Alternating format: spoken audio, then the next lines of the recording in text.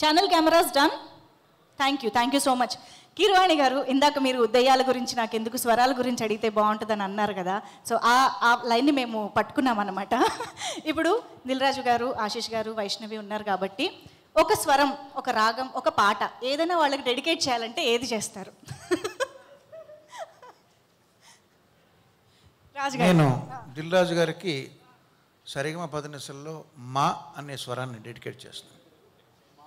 మా అంటే మనీ. ఓ perfect sir.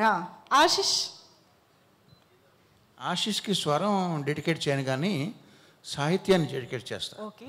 ఎందుకంటే నేను సాని సాలాగా, షాని షాలాగా, షాని షాలాగా పలికే తెలుగు వాళ్ళంటే నాకు కొంచెం ఎక్కువగా ఇష్టం.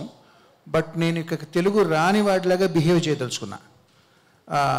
ఆశిష్, ఈ సినిమా చక్కటి విజయం సాధించాలని ఆశిస్తున్నాను.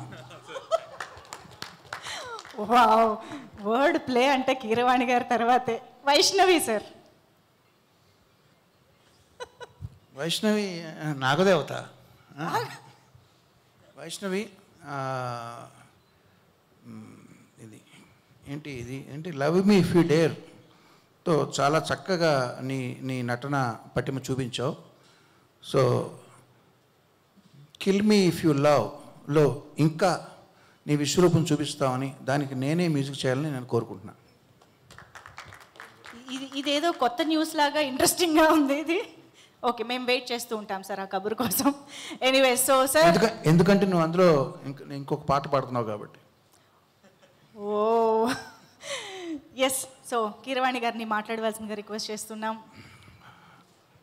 సరిగమలు అన్నారు కాబట్టి సరిగమ పదనిసలు తెలియని సంగీత దర్శకుడు ఉంటాడేమో కానీ నాన్ లీనియర్ నేరేషన్ అంటే తెలియనటువంటి డైరెక్టర్ ఉండడు. అటువంటిది అరుణ్ భీమవరపు ఈ సినిమాలో నాన్ లీనియర్ నెరేషన్కి ఒక కొత్త నిర్వచనం, చాలా డీప్గా వెళ్ళిపోయాడు.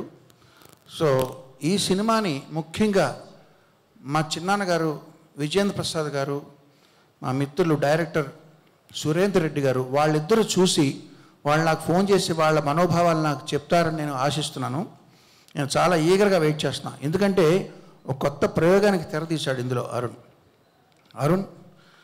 నువ్వు నాగా కుర్చీలో కూర్చుంటే నేను అక్కడ నా కుర్చీలో నేను కూర్చుంటే నువ్వు కింద కూర్చోవడం అర్థం ఏంటంటే అదేదో నువ్వు చాలా భక్తి వినయం ఎక్కువని కాదు. ఎప్పుడైతే మీకు నచ్చినట్టు మేము చేయట్లేదు, కాళ్ళు పట్టుకుని లాగేయడానికి వీలుగా కూర్చున్నామని తెలుసు నాకు. But anyway, all the best Arun.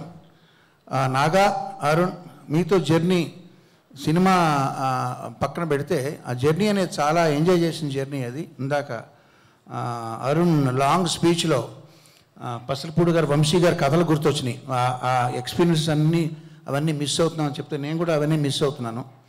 But మన డిస్కషన్లో మెయిన్ పార్ట్ ఏంటంటే రాజుగారు ఏరి సరే, రాజుగారు లేకుండా ఉంటాను బెటర్. ఇక్కడ వీళ్ళు అది బాగోలేదండి, ఇలా చేయండి, ఇది బాగోలేదు, అలా చేయండి అనే ఆ డిస్కషన్స్లో ఏమయ్యా నువ్వేమో అర్జునుడేమో బాణాలతో నన్ను కొడుతున్నాడు, నువ్వేంటి అరుణ్ భీమవరపు, భీముడేమో గదతో బాధేస్తున్నాడు, ఎవరి డెసిషన్ ఇక్కడ ఫైనల్ అంటే వీళ్ళు అన్నారు మేమిద్దరం కాదండి, అది వచ్చారు డి రాజు గారు, అంటే ధర్మరాజు గారు ఉన్నారండి. సో అర్జునుడు, భీముడు, ధర్మరాజు గారు వీళ్ళందరూ మధ్య నేను ప్రయాణం చేసి, రాజుగారు ఆయన ఎన్నో సూపర్ హిట్ సినిమాలు తీశారు, వాడి ఎక్స్పీరియన్స్ మాకు ఇందులో బాగా ఉపయోగపడింది. కొన్ని కన్ఫ్యూజన్స్, చిన్న క్లారిటీస్ కావాల్సి వచ్చినప్పుడు లాస్ట్ మినిట్లో 11th అవర్లో వాటిని చేయడంలో ఆయన ప్రొడ్యూసర్గా కాదు డైరెక్టర్గా కూడా ఆయన పాత్ర వహించి ఆయన కర్త కర్మ క్రియగా ఈ సినిమాకి వ్యవహరించారు. ఆల్ ద బెస్ట్ రాజు గారు. మనందరికీ కూడా ఈ సినిమా పేరు తీసుకురావాలని ఆశిస్తున్నాను. Thank you very much. Thank you sir. Thank you so much. Blessed to have you here and blessed to have you in this film as well. Thank you so much.